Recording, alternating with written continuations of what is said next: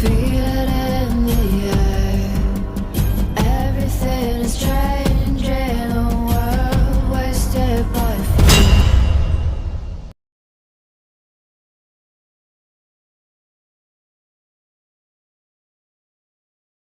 Probably already know, I've been planning on making a 101 crash course type of video about occult and satanic symbolism. And I actually ended up deciding that I'm going to break it up into multiple different parts because there is so much that we need to cover. And if I were to try to fit it all into one video, I would miss things and it would be a 3-hour-long video. So I've decided to break it up into several different parts, which this is the first one.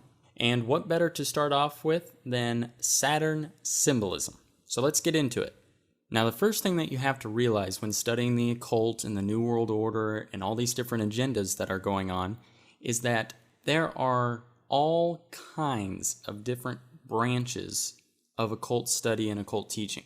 There are alchemy elements, there are satanic elements, there are witchcraft elements, there are New Age elements, there's even Buddhist elements, Mormon elements. I mean, all of these things interweave and are interwoven into each other.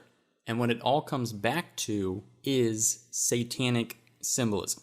You have to remember, Satan wants to be God desperately. And his fundamental mission is to basically trick people into worshiping him and or rejecting the Father, rejecting Jesus Christ. So when I use the term satanic symbolism or occult symbolism, I'm not just talking about the Hollywood version of Satanists. I'm actually referring to all the different beliefs systems out there, which all at their core and at their fundamental teachings come back to Satanism. And what a lot of these elite groups worship derive from Saturn symbolism, because Saturn represents Hades and Satan, and it is a big fundamental belief that is present in all these different occult groups. And that's why I want to start off with it, because it is fundamental to understand Saturn symbolism and what Saturn represents to Satanists in order to arm ourselves with the truth. Now, to most people, Saturn is just another planet in our solar system that has rings around it that happens to be the 6th one from the sun. Unfortunately, most people are unaware of how significant that planet is to the occult. Saturn is the 6th planet from the sun. It is also the 3rd to last planet in our solar system. Now, I don't want to get too bogged down on numerology in this video, but I'll just quickly say that there are many ways that Saturn can derive down to 666, and that is one way. It is the 6th planet from the sun, and it is the 3rd from last planet. 3 6s, 666. Now, the occult are heavy on numerology, but what I want to focus on is actually the symbology of Saturn in this video. So in order to understand why Saturn is so important to the occult, we first need to realize that the entire world has been worshiping Saturn for thousands of years. Since ancient times, people have gazed up into the sky and have admired the heavenly glow coming from stars and planets, and they attributed them to godly powers based on their effect on humans. Now, before the flood, Saturn was regarded by all mankind as the supreme god and ruler of the kings. Now, it's important to note, as I said before, that Satan really wants to be God. Occult researchers affirm that Saturn ruled the kingdom of Atlantis and became the divine ancestor of all earthly patriarchs and kings. Semitic civilizations referred to the god Saturn as El. The supreme deity was represented by a black cube. Ancient Hebrews represented Saturn with a 6-pointed star, which later became the Star of David. Many esoteric researchers affirm that the name Is, Ra, or El is the combination of the names of ancient pagan deities, Isis, Ra, and El. The Greeks and Romans also worshiped Saturn as a cruel deity. They believed that after he killed his father, Saturn became the ruler of the universe for untold ages, and he reigned with his sister Ops, who also became his wife. And he's often depicted as eating babies. It was prophesied that one day Saturn would lose power and one of his children would kill him. To prevent this from happening, each time his wife delivered a child, he would immediately swallow it. Saturn has always had a negative, if not evil, significance. Esoterically, it's associated with man's limitations, restrictions, death, and decay. His name in Greek was Kronos, the ruler of time, and I'll explain how that's important later on.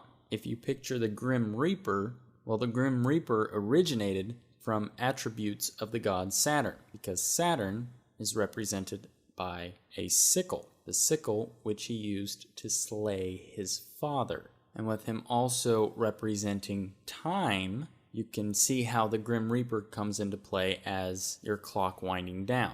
Now, the last thing I want you to keep in mind before we dig into the actual symbology is that Saturn is a planetary representation of a star. It is the black star. So, once you take all these things into account, the only logical conclusion that a person can draw is that Saturn is intimately connected to the ancient mystery religions of Babylon and is associated with Satan and Hades. So, let's get into the symbolism now. If you look at Saturn, on the North Pole, there is a persisting hexagonal cloud pattern all around the North Pole. It's some kind of storm or something, but it forms a hexagon that's bigger than Earth. This hexagonal pattern is extremely important to the occult. So let's examine this closer and break down all of its parts and also what it can be molded into. Now keep in mind while we're going through this that I'm not making any of this stuff up. I'm just explaining to you where some of these occult symbols come from and what they actually represent. So if we look at the hexagonal shape, we can divide it up into multiple pieces and form various different shapes from it. Right off the bat, you can notice that the hexagon easily forms 6 three-sided triangles. Again, we have 6 parts and 3s surrounding, giving us, again, 666 symbolism. From here, we can begin to form a 3-dimensional shape. By taking away 3 of these sections, you can see the formation of a cube. This cube represents a lot of things, but I want you guys to focus on the fact that this cube represents a prison, a box that we are trapped in, the matrix, if you will. This prison is the flesh that we are born into. It represents the sinful worldly dimension that we currently live in, that is manipulated and controlled to an extent by Satan. Just take a look at this giant glass cube that Apple put up. The Apple logo, if you aren't familiar, actually represents the original sin of Adam and Eve eating the forbidden fruit. That's why it's an apple with a bite taken out of it. That's what that represents. It represents the original sin, the sin that we are all now trapped into, the prison of sin, the flesh that we are trapped in. And when you take into account the fact that it's in the middle of a glass cube, which symbolically represents the prison, you have the original sin behind the walls of this cube prison. Do you get it?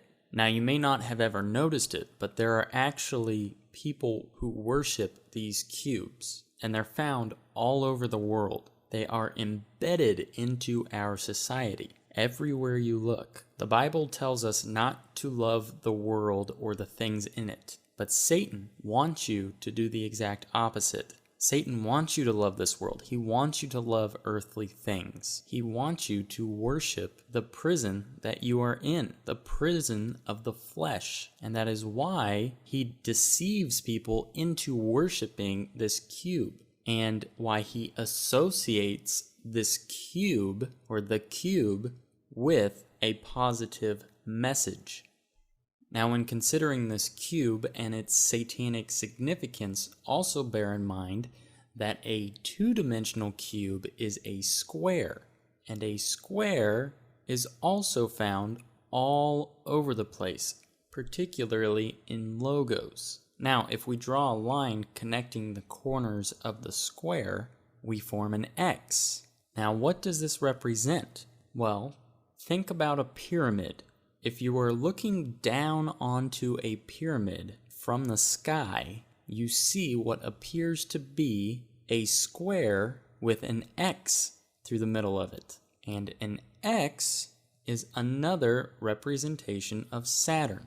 I hope you guys are starting to realize at this point that all these different symbols all coincide with each other, and they all come back to Satan. So, some of you might know where I'm going with this. What was Jesus crucified on? He was crucified on an X. He was nailed to the cross, which is an X. Now, one leg of the X was extended because Jesus was crucified in a public display. And that's the only difference. It's still an X. Now, the problem with researching these things is that a lot of people will lead you to conclude that this means that Jesus is a satanic belief, but that is not true. Jesus was crucified on the cross or on an X deliberately by Lucifer for several reasons. But the biggest reason, in my opinion, was for Satan to trick Christians into worshiping him. Now, if you think that the cross, which is an X, symbolizes Christ, you're not entirely accurate. It actually symbolizes Saturn, which symbolizes Satan. You need to realize that God does not need symbols by any means. He is above that. If you want to see a symbol that represents God, go outside, look at a flower, look at the oceans, look at a mountain, look at your dog, look at your neighbor, look at yourself, look into the sky, all around us. God made all of this. He doesn't need symbols. Satan does. And that's one of the main reasons why God commanded us not to idolize. You see, God is a whole lot smarter than Satan, and he saw this problem coming. Satan crucified Christ on a giant X so that when you go to church and you kneel down to pray in front of the crucifix, you are actually worshiping before a cross, an X, Saturn, Lucifer. You are worshiping before Lucifer. Now, I have some good news. In the scheme of things, it really doesn't matter. If your intention is to know Christ and to know God, then you will know God, and he will know you. Now, as is the case with most occult symbols, there are masculine symbols and there are feminine symbols. An X is technically a masculine symbol, just like a square is a masculine symbol. So keep in mind that the X and the square / cube represent Saturn. Well, if you look at Saturn, you notice an interesting characteristic. It has rings that go around the planet. Those rings can be symbolized by a circle. A circle is feminine in the occult, and an X or a square is masculine in the occult. You see, Saturn represents both masculine and feminine energy to the occult. And again, when you see a cross, like the Celtic crosses that have a circle in the middle of them, it's more Saturn symbolism. It just actually encompasses the feminine into the masculine sign of the X, which creates a duality type of symbolism. Now, let's jump back to the three-dimensional depiction of the square, the cube, which derives from the hexagon. If we were to draw a star, and remember, Saturn is the planetary representation of a star, if we were to draw a star using the hexagon, we will get a hexagram. It's exactly how it sounds. Hexagram comes from a hexagon. They all start with hex, which all mathematically represent 6. The hexagon has 6 sides. The hexagram has 6 points, so on and so forth. But the hexagram is the symbol used in black magic. It comes from the Jewish Kabbalah, Jewish magic. It is a symbol of dark summoning. For the occult, if you want to put a hex on somebody, or if you want to have a spirit come forth, this is the symbol that you would use. It is not, it never has been, it never will be the Star of David. Nowhere in Scripture is David instructed to come up with a symbol of a star to represent him or the country of Israel. Solomon was a wise king, but he was also a dabbler in black magic. He had many wives, and those wives came from different cultures. And those different cultures worshipped different gods. They brought witchcraft to the marriage with them. It's all there in your Bible, folks. Go to 1 Kings, chapter 11. But King Solomon loved many strange women, together with the daughter of Pharaoh, women of the Moabites, Ammonites, Edomites, Zidonians, and Hittites, of the nations concerning which the Lord said unto the children of Israel, Ye shall not go into them, neither shall they come in unto you, for surely they will turn away your heart after their gods. Solomon clave unto these in love, and he had 700 wives, princesses, and 300 concubines, and his wives turned away his heart. For it came to pass, when Solomon was old, that his wives turned away his heart after other gods, and his heart was not perfect with the Lord his God, as was the heart of David his father. For Solomon went after Ashtoreth, the goddess of the Zidonians, and after Milcom, the abomination of the Ammonites. And Solomon did evil in the sight of the Lord, and went not fully after the Lord, as did David his father. Then did Solomon build an high place for Chemosh, the abomination of Moab, in the hill that is before Jerusalem, and for Moloch, the abomination of the children of Ammon. And likewise did he for all his strange wives, which burnt incense and sacrificed unto their gods. And the Lord was angry with Solomon, because his heart was turned from the Lord God of Israel, which had appeared unto him twice, and had commanded him concerning this thing, that he should not go after other gods, but he kept not that which the Lord commanded. Right there in that chapter, God is clearly explaining that Solomon married all these different women and embraced their gods. He was dabbling in black magic. He was worshiping false gods. All right, now again in the Bible, if you go to Amos chapter 5, verse 24, God is not in a good mood, but let judgment run down as waters, and righteousness as a mighty stream. Have ye offered unto me sacrifices and offerings in the wilderness 40 years, O house of Israel? But ye have borne the tabernacle of your Moloch, and Chian, your images, the star of your God, which ye made to yourselves. You can't get any clearer than that, folks. God is talking about the star that Solomon was using and praying before and conjuring up demons with. When Solomon had the temple built, he used people from a town called Tyre. Tyre worshipped a god called Baal. Baal is another name for Saturn in some occult groups. This hexagram is a symbol of Baal or Saturn, not the Star of David. This is the seal of Solomon. It comes from the Jewish Kabbalah, and at that time it was Jewish magic with a K. Not all Jews worship the same God. Israelis use this symbol because they are deceived, not because they are evil. In fact, some Jews are actually Satanists, but that's an entirely different talk. Not all Jews are Satanists. Jews are deceived, and they are deceived into using this star as their symbol, just as many Christians who idolize the cross are deceived. It's all very subtle. But Satan can deceive people very, very well. All right, so hopefully now you can see that the hexagram, which derives from the hexagon, is actually a very satanic symbol. that is used in occult groups to summon demons. And what does it come back to? It all comes back to Saturn, which represents Hades. So again, still looking at the hexagon that is found on Saturn, which is where all of these things derive from, and keeping the same shape of this pentagram, we can see another familiar occult symbol that comes from these shapes. Now, to some of you, this might not make a whole lot of sense. You might not automatically realize what this is. But to me, this is where things get really interesting. This represents the square and compass.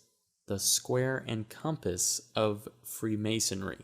Remember, the occult are obsessed with non-duality, masculine versus feminine, the masculine and feminine. And I showed you how it can be represented earlier with a square representing the masculine and a circle representing the feminine. In terms of Saturn, this comes from the rings around Saturn representing the feminine, and Saturn itself, which represents a cube representing the masculine. Now think about the square and compass. A compass makes a circle, and a square, well, makes squares. So again, you see the masculine and the feminine parts of the square and compass symbology of Freemasonry, which is also depicted and derives from a hexagon, which is found on Saturn, which represents Hades. Do you see how this all comes back? It all interweaves into each other, guys. Now, what does the square and compass have in common with the hexagram? They both come to a point. They both point both up and down. You've heard me say it before. In Satanism, they have the belief, as above, so below. Again, non-duality. Now, looking again at the square and compass, we also see hidden in plain sight the seal of Saturn. The seal of Saturn is 2 X's, and you can clearly see that the square and compass form 2 X's. Now remember, like I keep saying, Saturn is the planetary representation of a star. It is a false star, just as Satan is a false god. But that seal of Saturn, those 2 X's, represent Saturn. Satan. Remember, Satan comes as an angel of light. This all brings me to my next point, which is the columns in Freemasonry. The pillars. The 2 pillars, which is often depicted on either side of the square and compass. Everything that they do is extremely symbolic. All of their imagery and symbols have meaning. And now this is only a 101 crash course on Saturn symbolism, so I'll try and keep it as simple as I can, but just realize that this is the sun, or the light, shining through the 2 pillars. It's a representation of the Antichrist. It also has a numerical significance that explains this. If you lay it out with the seal of Saturn, the 2 X's between 2 pillars, you get the Roman numerals I, XXI. This forms 2 different numbers. The IX makes 9, and the XI makes 11. Why is this important? What does this signify? 9, 11. Well, in order to understand what they represent together, we first need to understand what 10 symbolizes to the occult. 10 is comprised of a 1 and a 0. In the occult, 10 represents God. It represents a perfect number. It represents non-duality. Think about binary code, where you write code in nothing but ones and zeros. A 1 represents on, and a 0 represents off. Yes, no, true, false, and so on and so forth. So when you have the 1 and a 0 in the occult, it is Satan's way of copycatting, if you will, the Alpha and Omega, the first and the last. And Satan represents that number with a 1 and a 0. So in the occult, a 1 and a 0 represents God. Now, when you have 9 and 11 next to each other, what that is signifying is skipping God, because 9 is 1 less than 10 and represents the fallen or the fallen angels, and 11 is 1 more than God. It represents being above God, skipping God and becoming godlike yourself. So, when we have 9 and 11 next to each other, it is surpassing God, the number 10. So going 9 straight to 11 and skipping 10, it represents the Antichrist. Now, sometimes when you're researching the occult, you will notice on some of the artwork for Freemasons, you will see instead of the square and compass, a middle pillar. They refer to that pillar as the 13th pillar, and this is why. 9 plus 11 equals 20. This represents the Antichrist. Jesus is referred to by the occult as representing 13 because he had 12 disciples, which made him the 13th. Satan and these occult groups want to bring about the Antichrist, and the way to do that is through creating a forgery of what Jesus did. And when you take 13 and add it to 20, you get 33, as in the 33rd degree of Freemasonry, as in the illumined ones, 666. The funny thing is, Satan thought he was being coy by crucifying Jesus on a cross, which, as we have already discussed, represents an X, when in reality, remember, he was crucified between two others, creating this 13th pillar symbolism, this stargate or wormhole symbolism, rupturing the fabric of space and time. He escaped the cube when he died on the cross. Jesus dying on the cross was a lot more significant than people realize. Now, this is a lot more complicated than I want to get into in this video. I just wanted to mention it here. But 9 and 11 also can represent gene manipulation, or in other words, creating life or prolonging life without God, and directly goes against God's wishes. Now, if you also were to take into account that the 9 and 11 derive from the seal of Saturn, which represents law and order, and 9/11 can also be attributed to gene manipulation or medicine, and Saturn is associated with Hades, which is a fiery hell, it makes sense that you would call 911 911 on your phone if you were faced with one of these three dilemmas. You can either get the police, which elicits law and order, you can call to report a fire, or you can call an ambulance and get medicated. So in other words, in case of an emergency, we are numerically instructed and reinforced time and time again to call upon the Antichrist to save us. Just food for thought there. Now, if we jump back again to the original hexagon shape that we get from Saturn, we can also form two S's from the hexagon, and these two S's can again represent many things. They can represent lightning, or they can represent the serpent, and the serpent represents time. You can also see another symbol that represents time present in the hexagon by way of the shape of an hourglass. So we can clearly see how Saturn has its associations with time, but the serpent also represents ascension, to the occult. So what am I getting at now? Well, some occult groups believe that there is actually more to Saturn than just another planet in our solar system. Some believe that fallen angels actually reside there. Some believe it is a literal Hades. Now, I have no idea if that's true or not. I'm just telling you what they believe.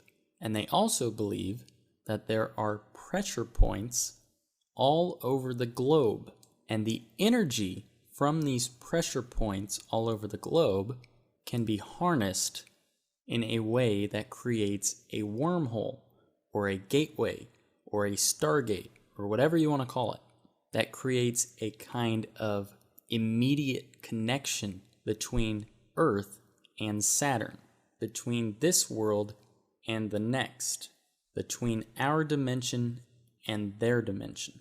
And the way that this is accomplished, in theory, is by smashing together light particles and ripping into the fabric of space and time.